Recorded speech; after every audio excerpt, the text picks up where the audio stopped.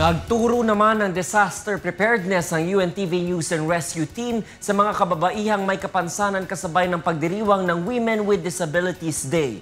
Ito ang balita ni Grace Cassie. Nagsama-sama ang mga kababaihang may kapansanan upang ipagdiwang ika-11 taong pagdiriwang ng Women with Disabilities Day. Bilang pagkilala at pagpapahalaga sa mga kababaihang may kapansanan, itinuro ng UNTV News and Rescue ang kanilang mga dapat malaman at dapat gawin kung may sakuna. Gaya na lamang ng mga dapat ihanda kung may kalamidad gaya ng bagyo, lindol, baha at sunog. Ayon kay UNTV News and Rescue Operations Manager Jeffrey Santos, sa kalamidad kadalasan mahaba ang oras na ginugugol sa pagsagip sa isang may kapansanan. Subalit kung sila mismo ay marunong, mas magiging madali ang pagsagip sa kanila. If they are prepared to be rescued agad, then the need not to bypass them nawawala.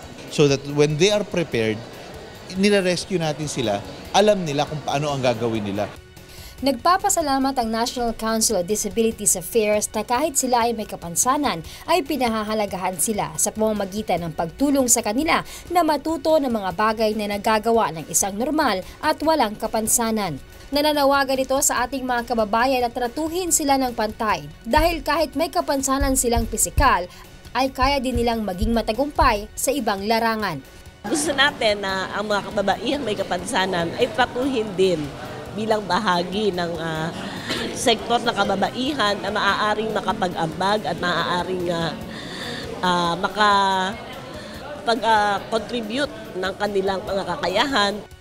Grace Cassie, UNTV News Worldwide.